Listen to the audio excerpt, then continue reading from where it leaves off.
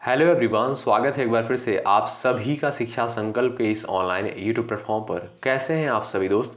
उम्मीद करता हूं कि बहुत ही अच्छे होंगे और बीएड एंट्रेंस एग्ज़ाम 2025 की तैयारी में मेहनत के साथ लगे होंगे। साथियों, आप सभी को पता है डेली दोपहर को 3 बजे सामान्य ज्ञान की स्पेशल क्लास होती है जो कि बीएड एंट्रेंस एग्ज़ाम के लिए बेहद इंपॉर्टेंट है। हमने आपसे कहा था कि यदि आप लोग इन सारी क्लासेस को अटेंड करते हैं आपको कोई भी समस्या नहीं होगी बीएड प्रवेश परीक्षा के लिए, आप किसी भी स्टेट से हैं। साथियों, आज ही हमारी 39वीं क्लास है, ठीक है। अगर आपने पिछली 38 क्लासेस को अटेंड नहीं किया है ज़रूर अटेंड करें। इस वीडियो के डिस्क्रिप्शन बॉक्स में टेलीग्राम चैनल का लिंक दिया गया है, ज्वाइन हो जाइए। साथियों, आज के इस स्पेशल क्लास में हम लोग कवर करने वाले हैं बिहार बीएड प्रवेश परीक्षा में सामान्य ज्ञान के जो प्रश्न पूछे जा चुके हैं 2021, 22 और 23 और 24, ठीक है। उन सारे प्रश्नों को हम लोग डिस्कस करेंगे और ये क्लास आप लोग ज़रूर देखिएगा, निश्चित रूप से यहाँ से आपको हेल्प मिलेगी। कुछ क्वेश्चन तो same to same previous year question paper से उठा के डायरेक्ट पेपर में पूछे जाते हैं, इसलिए प्रीवियस ईयर क्वेश्चन पेपर आप लोग ज़रूर सॉल्व करें। इससे आपको पता चलेगा कि तैयारी कैसी हमें करनी है और लेवल क्या होता है क्वेश्चन का, पेपर में किस तरीके से प्रश्न आते हैं। तो ये क्लास भाई जो भी साथी नहीं करेंगे उनको बाद में जो है रिग्रेट महसूस करना पड़ेगा, उन्हें पछताना पड़ेगा। आइए शुरुआत कर लेते हैं बिना किसी देरी के। पूरे धैर्य के साथ इस क्लास में आप लोग बने रहिएगा। चलिए, पहला सवाल देखिए आपके स्क्रीन पर है। हैदराबाद में चार मीनार का निर्माण किसके द्वारा करवाया गया था? दोस्तों ध्यान रखिएगा, चार मीनार का निर्माण जो है कुली कुतुब शाह के द्वारा करवाया गया था। ऑप्शन बी करेक्ट हो जाएगा। और कभी कभी प्रश्न पूछता है कि चार मीनार जो है कहाँ पर स्थित है, आप कहेंगे हैदराबाद में स्थित है। अगला सवाल देखें। अच्छा, हर एक प्रश्न के लिए आपके पास 5 सेकंड का समय होगा, आंसर देते हुए आप लोग चलिएगा और अंत में बताइएगा कि इन 50 प्रश्नों में से आपने कितने प्रश्नों को बिल्कुल करेक्ट किया है। सवाल नंबर दूसरा है, बंगाल का प्रथम गवर्नर जनरल कौन था? वेरी इंपॉर्टेंट सवाल है दोस्तों। Lord Warren Hasting, option number C correct हो जाएगा। लॉर्ड हेस्टिंग जो था ये बंगाल का प्रथम गवर्नर था। ऑप्शन नंबर सी बिल्कुल राइट है। नेक्स्ट क्वेश्चन देखिएगा। क्वेश्चन नंबर तीसरा है, आसपास के वातावरण में पशुओं और पौधों के संबंध के अध्ययन को क्या कहते हैं? पारिस्थितिकी विज्ञान, नृजाति विज्ञान, वंशावली विज्ञान, प्रतिभा शास्त्र विज्ञान। यानी आसपास के वातावरण में पशुओं और पौधों के संबंध के अध्ययन को क्या कहते हैं? पारिस्थितिकी विज्ञान कहते हैं। पहला ऑप्शन दोस्तों यहाँ पर बिल्कुल राइट है। सवाल नंबर नेक्स्ट देखें। निम्नलिखित में से किस भूमध्य सागर का लाइट हाउस जो है कहा जाता है? यानी किसे जो है भूमध्य सागर का लाइट हाउस कहते हैं? चार ऑप्शंस आपके सामने दिए गए हैं दोस्तों। सिसिली का जो है एक स्ट्राम्बोली ज्वालामुखी है, ध्यान रखिएगा, स्ट्राम्बोली ज्वालामुखी है जिसे भूमध्य सागर का लाइट हाउस कहते हैं। ऑप्शन थर्ड आपका यहाँ पर बिल्कुल राइट होगा। क्वेश्चन नंबर 5 देखिएगा। स्फिग्मोमैग्नोमीटर दिए गए विकल्पों में से किसमें रक्त दाब को मापता है? ध्यान रखिएगा, बहुत इंपॉर्टेंट है स्फिग्मोमैग्नोमीटर, ठीक है। इससे जो है रक्त दाब मापा जाता है, ठीक है। अच्छा, किस में मापता है? धमनियों में। ध्यान रखिएगा, स्फिग्मोमैग्नोमीटर के द्वारा जो है धमनियों में रक्त दाब को मापा जाता है, यानी ब्लड प्रेशर को, ठीक है। ऑप्शन नंबर बी करेक्ट है। सवाल नंबर नेक्स्ट देखिएगा। भारतीय संविधान में कितने प्रकार के आज्ञा यानी परमादेश हैं? आप लोग आंसर दे सकते हैं। भारतीय संविधान में कितने प्रकार के आज्ञा या कह सकते हैं परमादेश हैं? यानी दोस्तों आप सभी को पता होगा कि हाई कोर्ट और उच्चतम न्यायालय यानी उच्च न्यायालय और उच्चतम न्यायालय के द्वारा जो है रिट जारी करी जाती है, ठीक है। आर्टिकल, ध्यान रखिएगा, अनुच्छेद 32 के तहत जो है, अनुच्छेद 32 के तहत सुप्रीम कोर्ट के द्वारा रिट जारी की जाती है और आर्टिकल 226 के अनुसार जो है हाई कोर्ट के द्वारा रिट जारी करी जाती है। अच्छा, कितने प्रकार की होती है ये रिट? 5 प्रकार की होती है। यही आपसे सवाल पूछता है कि भारतीय संविधान में कितने प्रकार के आज्ञा पत्र या परमादेश हैं? आप कहेंगे 5 प्रकार के, ठीक है। अगला सवाल देखें। निम्नलिखित में से कौन से अनुच्छेद को आपातकाल के समय भी निलंबित नहीं किया जा सकता है? 19, 20, 21, 22 और 23 और यहाँ पर है 24 और 25। प्रयास कर सकते हैं आंसर देने के लिए। कौन सा अनुच्छेद को जो है आपातकाल के समय भी निलंबित नहीं किया जा सकता है? दोस्तों अनुच्छेद 20 और 21 वेरी इंपॉर्टेंट क्वेश्चन, ध्यान रखिएगा। अनुच्छेद 20 और 21 को जो है निलंबित नहीं किया जा सकता है आपातकाल के समय। ऑप्शन नंबर बी बिल्कुल राइट हो जाएगा। और अनुच्छेद 20 और 21 किससे संबंधित है? जीवन के अधिकार से संबंधित है। अगला सवाल देखिएगा। नेक्स्ट क्वेश्चन है, भारत के उपराष्ट्रपति बनने के लिए न्यूनतम आयु जो है कितनी होनी चाहिए? 30 वर्ष, 35 वर्ष, 40 वर्ष, 37 वर्ष। और मुझे पूरी उम्मीद है कि ये क्लास आपको बहुत ही पसंद आएगी। ठीक है, चलिए यहाँ पर आप लोग आंसर दे सकते हैं। दोस्तों ध्यान रखिएगा, राष्ट्रपति, राज्यपाल और उपराष्ट्रपति, ठीक है, तीनों की आयु जो है 35 वर्ष होनी चाहिए। ठीक है, राष्ट्रपति बनने के लिए, उपराष्ट्रपति बनने के लिए और राज्यपाल बनने के लिए न्यूनतम आयु जो है 35 वर्ष होनी चाहिए। ऑप्शन नंबर बी करेक्ट होगा। सवाल नंबर नेक्स्ट देखिएगा। भारत के पहले मुख्य निर्वाचन आयुक्त जो है कौन थे? 4 ऑप्शंस आपके सामने हैं, प्रयास कर सकते हैं आंसर देने के लिए। मुख्य निर्वाचन आयुक्त जो है पहले नंबर पर कौन थे? सबसे पहले जो है कौन मुख्य निर्वाचन आयुक्त बने थे? ध्यान रखिएगा, सुकुमार सेन। ऑप्शन नंबर पहला बिल्कुल यहाँ पर राइट है। अगला सवाल देखें, मोहिनीअट्टम नृत्य कला कहाँ विकसित हुई?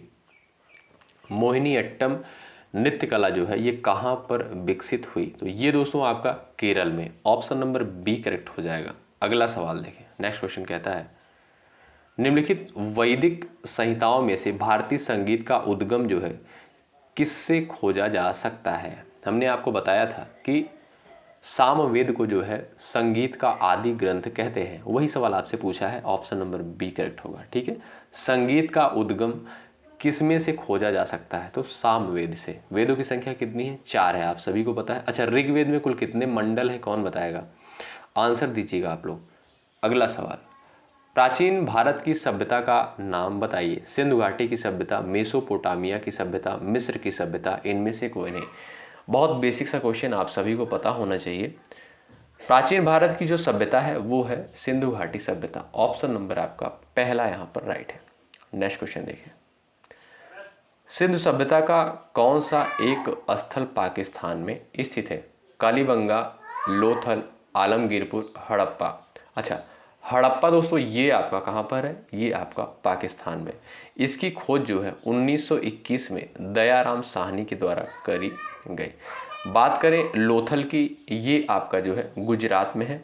कलिबंगा आपका कहाँ पर है? राजस्थान में स्थित था। ठीक है, तो ये भी आपके सिंधु घाटी सभ्यता के स्थल थे। इनको भी ध्यान रखिएगा, पेपर में पूछता है। ऐसे प्रश्न आपसे पूछेगा कि लोथल जो है कहाँ पर स्थित था, आप कहेंगे गुजरात में। कलिबंगा आप कहेंगे राजस्थान में। हड़प्पा जो है ये आपका पाकिस्तान में। और इसकी खोज जो है 1921 में करी गई थी दयाराम साहनी के द्वारा।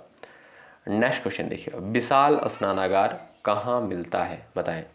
स्विमिंग पूल कह सकते हैं आप लोग। ठीक है, आज की लैंग्वेज में विशाल स्नानागार जो है कहाँ से प्राप्त हुआ है? बता सकते हैं आप लोग। सभी स्टूडेंट आंसर देने का प्रयास करें।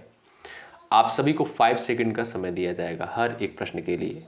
मोहनजोदड़ो में। ऑप्शन नंबर सी करेक्ट होगा। विशाल स्नानागार जो है ये आपका मोहनजोदड़ो से प्राप्त होता है। अगला सवाल देखें भाई, लास्ट में आप लोग जरूर बताइएगा कि कितने क्वेश्चन को आपने राइट किया है। बांधवगढ़ राष्ट्रीय उद्यान किस राज्य में स्थित है? मध्य प्रदेश, गुजरात, महाराष्ट्र, झारखंड। दोस्तों बांधवगढ़ राष्ट्रीय उद्यान जो है ये आपका मध्य प्रदेश में अवस्थित है। ऑप्शन नंबर विकल्प आपका ए बिल्कुल यहाँ पर राइट है।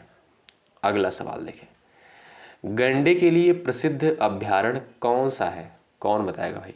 गैंडे के लिए जो है फेमस अभ्यारण्य जो है कौन सा है? चलिएगा भाई,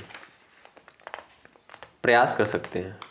गिर अभ्यारण्य कहाँ पर स्थित है? ये गुजरात में है। काजीरंगा कहाँ पर स्थित है? असम में है। रणथंभौर कहाँ पर स्थित है? राजस्थान में। कार्बेट कहाँ है? उत्तराखंड में। तो आपका राइट आंसर हो जाएगा काजीरंगा, जो कि असम में स्थित है। ये जो है गैंडे के लिए फेमस है। अगला सवाल देखिए, विश्व की सबसे लंबी नदी कौन सी है? कौन बताएगा? विश्व की सबसे लंबी नदी जो है कौन सी है? बिल्कुल बेसिक सा क्वेश्चन है और सबका आंसर आएगा, मुझे पूरी उम्मीद है। विश्व की जो सबसे लंबी नदी है वो है आपकी नील नदी। ऑप्शन नंबर ए करेक्ट है, अफ्रीका महाद्वीप में बहती है। ठीक है, सवाल नंबर नेक्स्ट देखें।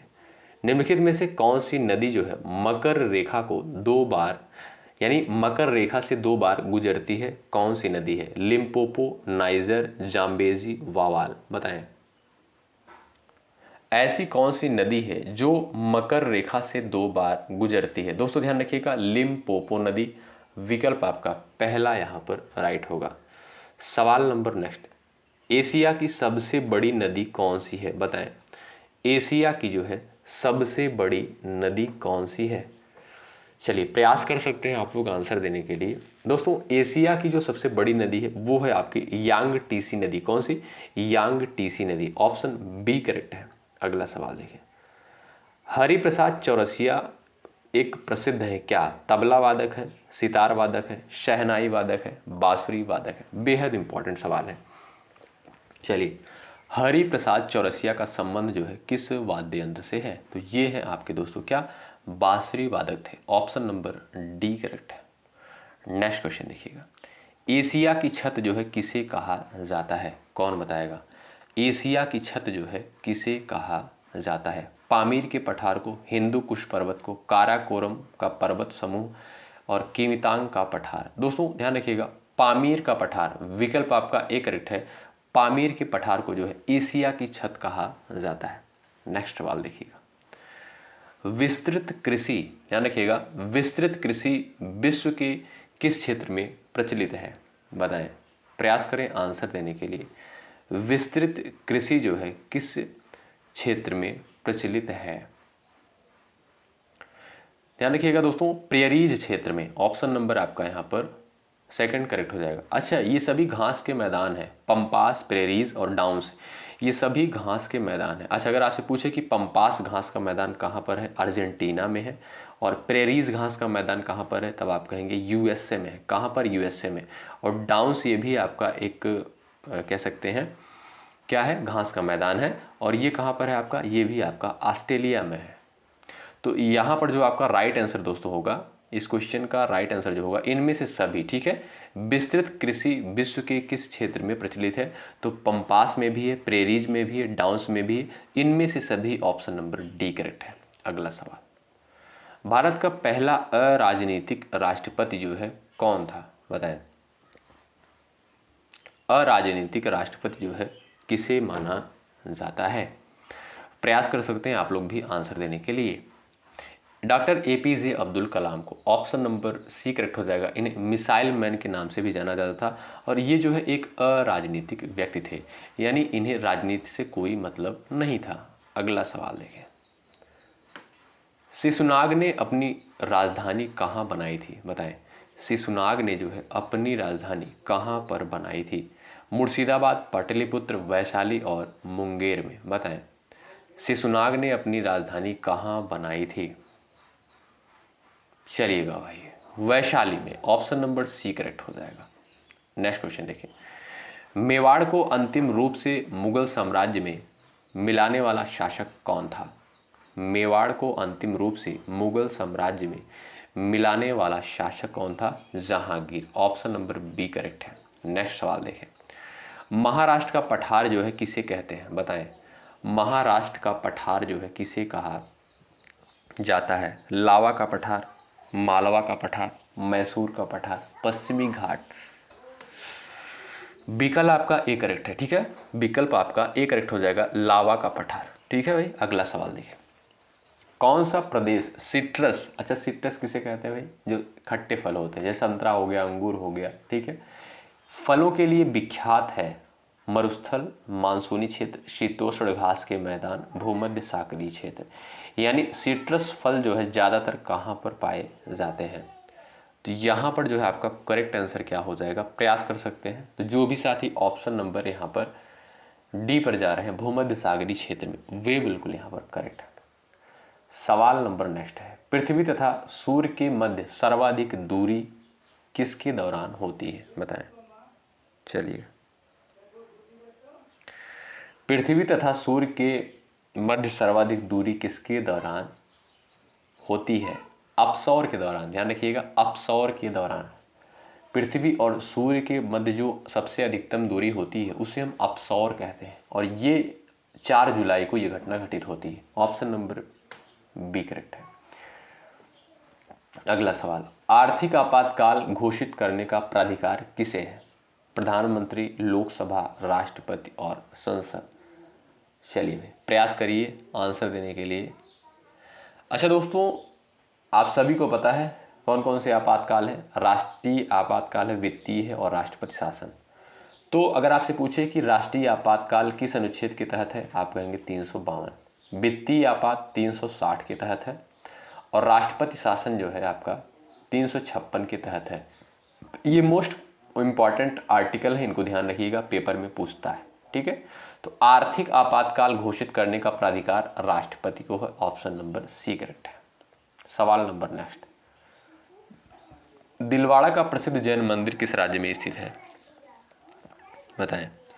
दिलवाड़ा का जैन मंदिर जो है कहाँ पर स्थित है? ये आपका दोस्तों राजस्थान में अवस्थित है। विकल्प आपका पहला बिल्कुल राइट है। आइए अगला सवाल देखिए, निम्नलिखित में से पूर्वी घाट की सबसे ऊंची चोटी कौन सी है? पूर्वी घाट की जो है सबसे ऊंची चोटी कौन सी है? वो है आपकी महेंद्रगिरी। कौन सी चोटी है?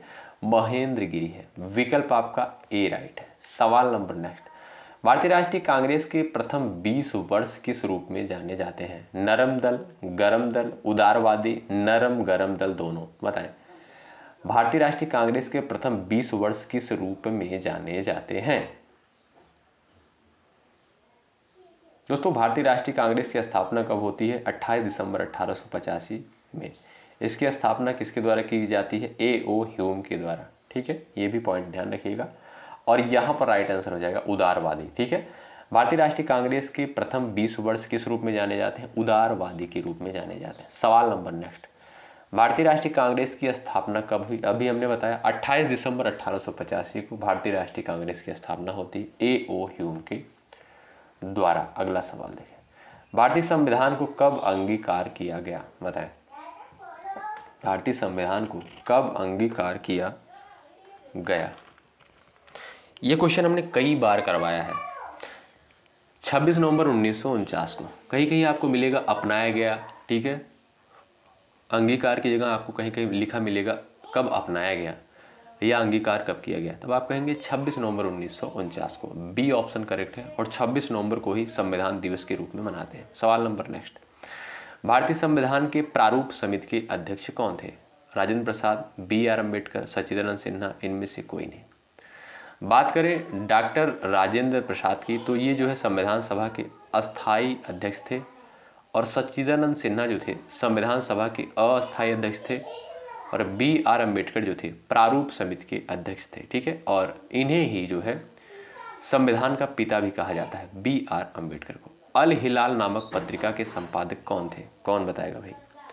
अल हिलाल नामक पत्रिका के संपादक कौन थे?